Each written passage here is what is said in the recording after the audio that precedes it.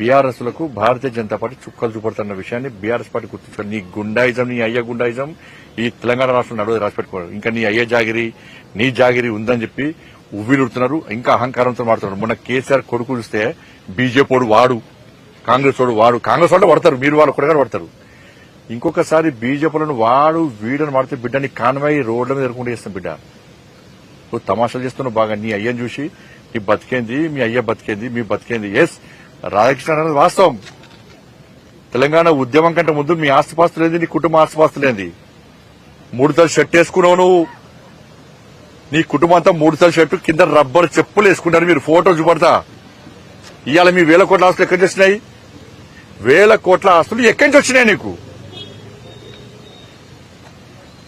నువ్వు కేసీఆర్ కుటుంబం ఎన్ని లాంటి దెబ్బలు తిన్నది తెలంగాణ ఉద్యమంలో? ఎన్ని కేసులున్నా మీ మీద, ఎన్నిసార్లు జైలుకు పోయారు మీరు, మీ కుటుంబం?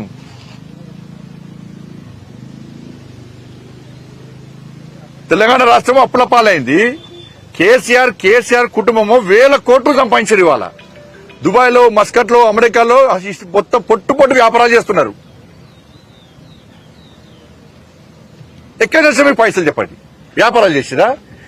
ఇలా ఉద్యమ సమయంలో ఈ కేసీఆర్ అనే వ్యక్తి ప్రచార రథం లోన్ తీసుకుంటే, లోన్ కట్టకుంటే ఈయన మెడల్ పట్టి కింద దించి ప్రచార రథాన్ని కూడా కూర్చుకపోయారు. ఈయన లోన్ తీసుకొని వెహికల్ కొనుక్కుంటే, ఫైనాన్స్ పైసలు కట్టకుంటే ఫైనాన్స్ కూడా వచ్చి ఈయన మెడల్ పట్టి దించి ఆయన కారు కూడా గుంజుకపోయారు. ఫైనాన్స్ పైసలు కట్టలేని స్థితిలో ఉన్న కేసీఆర్ కుటుంబం ఇలా ఇన్ని 1000 కోట్ల రూపాయలు ఎక్కడి నుంచి వచ్చినాయి?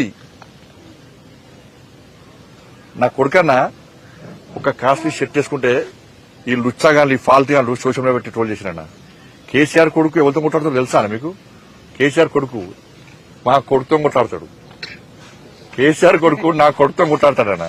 మన స్థాయి గది అనే స్థాయి. కేసీఆర్ కొడుకు స్థాయి గది. అంటే మా పిల్లల గారు బట్టలు వేసుకోవద్దన్నా, కాస్ట్లీ బట్టలు వేసుకోవద్దన్నా, షూ వేసుకోవద్దన్నా, బండ్లు కొనుక్కోద్దన్నా, బిచ్చపులొక్క తిరగాలన్నా. మేము మా పిల్లలు ఒక్క కాస్ట్లీ షర్ట్ వేసుకుంటే బండి సంజయ్ 1000 కోట్లు సంపాదించిన ప్రచారం చేస్తారని ఫాల్తీగాళ్ళు సోషల్ మీడియాలో. నేను కొనక్క మొన్న ఇల్లు కొనుక్కున్నా. నేను సవాల్ చేస్తున్న కేసీఆర్ కుటుంబాన్ని, కేసీఆర్ కొడుకును, నువ్వు, నీ అయ్య, మీ అమ్మ, మీ భార్య, పిల్లలందరూ రండి, చదువు ఏ గుడో పోదాం. నేను మా కుటుంబంతో సహా వస్తానని ప్రమాణం చేద్దాం. బినామీ ప్రాపర్టీస్ కూడా ప్రమాణం చేయాలి. బినామీ ప్రాపర్టీస్ కూడా ప్రమాణం చేయాలి. ఇలా రాధాకృష్ణ గారు మాట్లాడేది గదే మాట్లాడింది. ఇలా ఆ రోజు ఆంధ్రజ్యోతి దినపత్రిక మీ అయ్య ఉద్యమం చేయకుండా కూడా, మీ అయ్య తాగి ఫామ్ హౌస్ లో అన్నా కూడా తెలంగాణ ఉద్యమకారునిగా చూపట్టింది ఆంధ్రజ్యోతే. ఏబిఎన్ ఆంధ్రజ్యోతి చూపట్టింది ఆ రోజు ఏబిఎన్ మంచిది కాదు.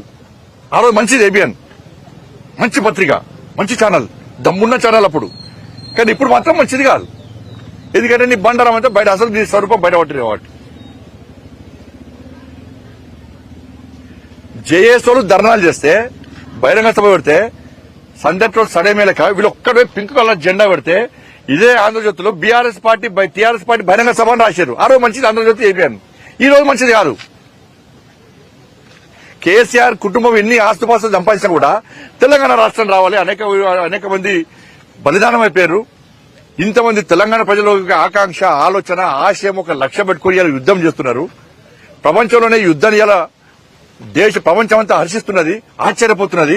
కాబట్టి ఇటువంటి ఉద్యమానికి మనం కూడా బాసరగా నిలవాలని చెప్పి ఆ రోజు ఏబిఎన్ ఆంధ్రజ్యోతి, నువ్వు ఎన్ని తప్పులు చేసినా కూడా, నువ్వు ఎంత నటన చేసినా కూడా, నువ్వు నటనలో జీవించే ప్రయత్నం చేసినా కూడా, మరి ఇదే ఏబిఎన్ ఆంధ్రజ్యోతి నేను కొత్త పైకి లేపింది. అప్పుడు మంచిది.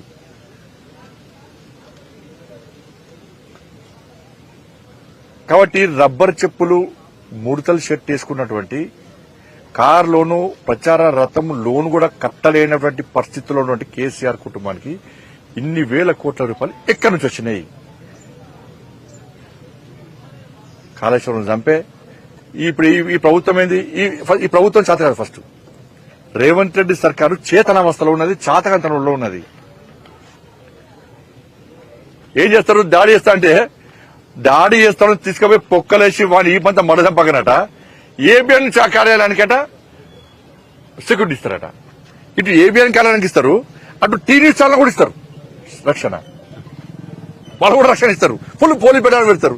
ఈ సిస్టమ్ ఏదో నాకు అర్థం కాదు, వీళ్ళ ఆలోచన ఏదో అర్థం కాదు కాంగ్రెస్ పార్టీ ప్రభుత్వం. అది